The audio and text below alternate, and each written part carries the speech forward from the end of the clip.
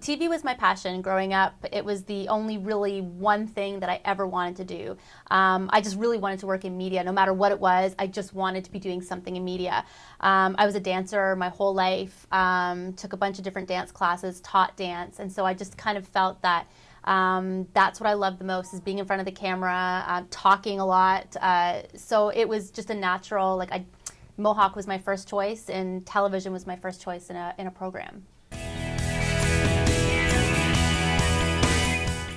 Working for David Letterman was amazing. How that came about was when I was at Mohawk College. We had a co-op in our third year, and everyone was saying, I'm going to go to Cable 14 and CHTV and City TV, and I thought, I'm never going to get a co-op.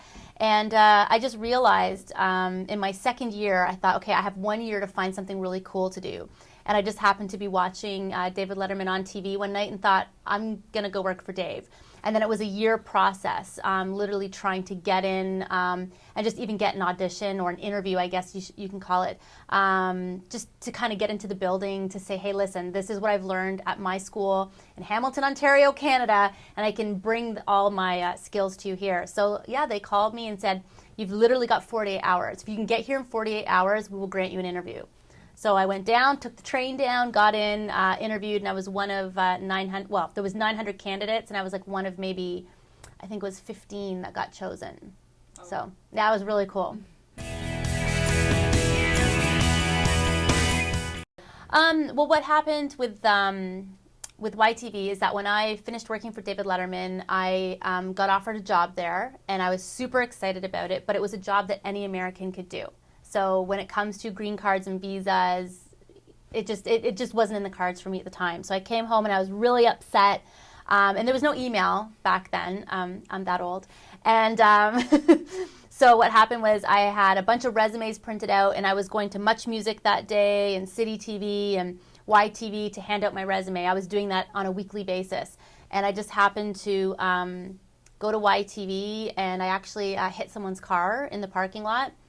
That happened to be a producer who brought me into the building so we could talk about how much I owed him for hitting his car. And that's when the director of YTV saw me and said, what are you doing next week? Can you audition for this TV show? And that's basically how I got my audition. It was a $1,000 car accident, but I got an audition and a job out of it. So it all paid off. It all paid off, for sure. It was different. It was, working for O was different, but it was probably the best experience I've ever had. Just working on a show, it was live to tape, so whatever happened, happened. Just the people that I worked with and met there was probably some of the best relationships that I still have to this day. And it was just a really close family setting, and it was really cool too because we got to be in the YTV studios, but we taped at the Global Studios. So it was kind of, we got to work in both places. And it was just an absolute amazing experience. And every year we thought, are we going to be renewed again? And then we got renewed again, and it was just amazing. And people loved it, and it won awards. And we were broadcasting in Canada, obviously, in the States, in Singapore, Australia. So we were worldwide, baby. Worldwide!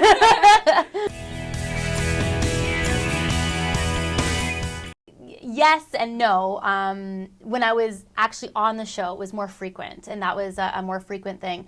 Now I have students come in and they kind of look at me and they think I know you from somewhere. Because I'm older now, I look a little different. And once you say YTV and oh, they freak out and, oh, I watch that show all the time. So yeah, so it's a good feeling. And there are a few people that walk by my door and say, hi, I'm in engineering, but I just wanted to come by into the media wing and say hi to you because I heard you were on a O, so it's cool. The real reason is that there was a show that was looking for radio announcers, a TV show that was looking to hire radio announcers. And I really wanted to be on this show really badly, and I had no job in radio. So I just kept trying and trying and trying. I did a lot of volunteer work and just got my foot in the door at a radio station, put my resume in, and they gave me a shot. So it was KISS 92 FM in Toronto.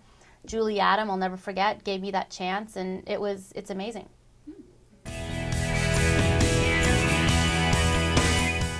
Well, when I came back from New York City and I was working on I would come to Mohawk College and be a guest speaker quite frequently about my experiences in New York and then my experiences working on the TV show.